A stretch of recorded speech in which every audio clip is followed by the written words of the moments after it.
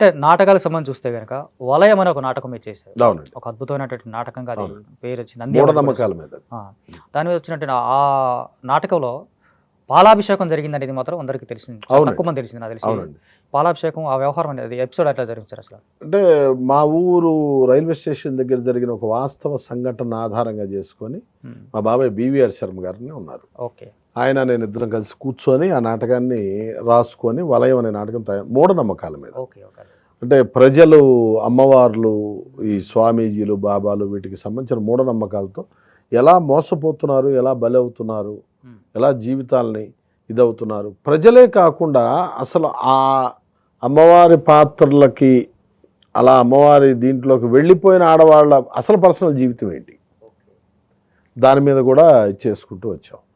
అది అంతకు ముందు వరకు రంగస్థలంలో జరగలేదు. ఒక ప్రయత్నం 92 మంది కళాకారులతో చేసాం. అది వరల్డ్లోనే ఇలాంటి ఏమైనా అరుదైనటువంటి ఘటనలా కనుకొచ్చాము. అంటే మిగతా భాషలు నాకు తెలియదు కానీ తెలుగు నాటకంలో మాత్రం 92 మందితో జరిగిన మొట్టమొదటి ప్రదర్శన, చివరి ప్రదర్శన కూడా అనుకుంటా కావచ్చు, మోస్ట్లీ కావచ్చు. 92 మంది అంటే అసలు చాలా అంతమందిని మెయింటైన్ చేయడం, హ్యాండిల్ చేయడం ఎట్లా సాధ్యమవుతుంది సార్? అంటే సన్నివేశానికి ఒక సన్నివేశంలో ఎంతమంది ఉన్నారనేది ముందుగా క్యాలిక్యులేట్ చేసుకోవాలి. పండగ వాతావరణం చూపించేటప్పుడు రంగస్థలం మీద, అమ్మవారి పుట్ట వార్షికోత్సవాలు చూపించేటప్పుడు, ఈ కోలాటాలు, చెక్క భజనలు, వచ్చే భక్తులు, వెళ్ళే భక్తులు, ఈ క్రౌడ్ మొత్తాన్ని కంటిన్యూ చేయాలి. టోటల్గా కథలో ఎక్కడ ఎంతమంది మనకి చూపించాల్సి వస్తుంది అనేది ఒక అంచనా వేయగలగాలి ముందు. అలా వేసినప్పుడు నాకు 40-42 మంది ఒకేసారి ఉంచాల్సి వచ్చింది స్టేజ్ మీద. దానికి ముందుగా నేనేం చేశాను, రిహార్సల్ చేసేప్పుడు 12x12 బొంగులతో ఒక దడి కట్టి ఆ లోపల చేసాం రిహార్సల్స్ అన్ని ఒక కాన్వెంట్లో. దానికి అలవాటు పడి స్టేజ్ ఎక్కిన తర్వాత ఆటోమేటిక్గా 18x24 ఉంటుంది స్టేజ్.